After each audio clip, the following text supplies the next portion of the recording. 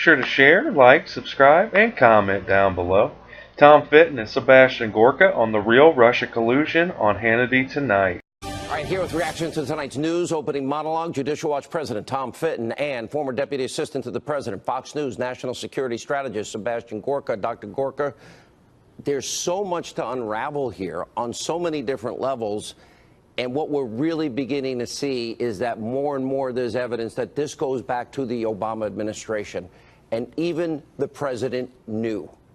The Susan Rice memo to self is very revealing to me. Yeah, absolutely. I mean, it's so transparent. It simply talks to, you know, the ability or the inability to be subtle about a cover-up when you're no longer the national security advisor. Let me just make one comment. I was listening to your monologue, and something occurred to me listening to the last segment. Robert Mueller was empowered to do what? To investigate whether there was collusion, whatever that is, between the Trump campaign and Russia. The Rod Rosenstein press conference last week started with what statement, Sean? There is no evidence that despite what Russia did, there was any effect on the election. That's how he started. So what are we talking about? Why are we spending millions of dollars? The Kremlin are bad guys. Vladimir Putin, the former KGB officer, I get it. But if you start with the assertion nothing happened that changed the election, then why don't you dissolve the whole office of the special counsel? Look, that should have happened a long time ago, and he should never have been allowed to put this abusively biased team together. Tom, let me read you something. This is from the DOJ's announcement from last Friday when they actually went out and said, when they said the indictment includes 8 criminal counts and criminal conspiracy to defraud the U.S. The defendants allegedly conspired to defraud the U.S. by impairing the lawful functions of the FEC, the U.S. Department of Justice, U.S. Department of State, in administrating federal requirements of disclosure for foreign involvement in certain domestic activities.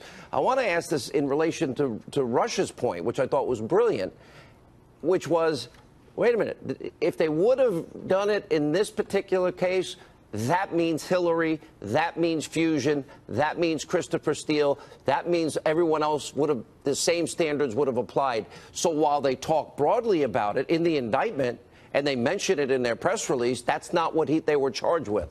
Do you see that that was done purposely?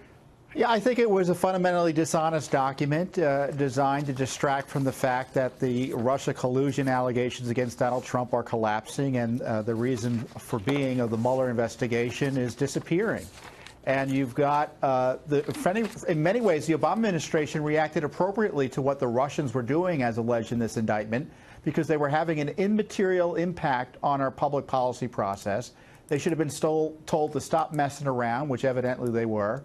But they weren't spending a lot of money, and they were having zero impact. But on the other hand, they were also messing around significantly by trying to destroy Donald Trump through this dossier leaking through Russian intelligence services to the Clinton campaign that laundered it into the Obama DOJ and FBI.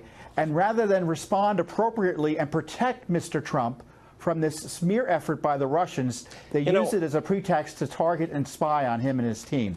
That is where, that's the scandal, and the fundamentals of that scandal haven't changed with this press release / indictment last Friday. That's going to go nowhere. But yeah, that was a political document to me, that indictment, because they know they're not going to arrest any of these people. But your point is well taken. There is Russian interference. There was.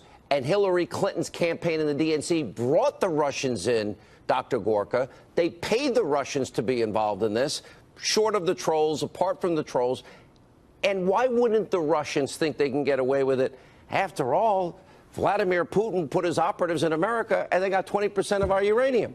Why would they think anything else? Look, there are categories from the Cold War, you know, the useful idiot category. Michael Moore was a useful idiot when he shows up at that demonstration against Donald Trump that's been organized by the Russians. But we're not talking about useful idiots when it comes to the FISA court surveillance and the Steele dossier. Here, let's use a phrase from the military. Hillary Clinton, her lawyers and the DNC were force multipliers for Russian propaganda that attacked a presidential candidate during an election. They weren't unwitting. They actually paid for it.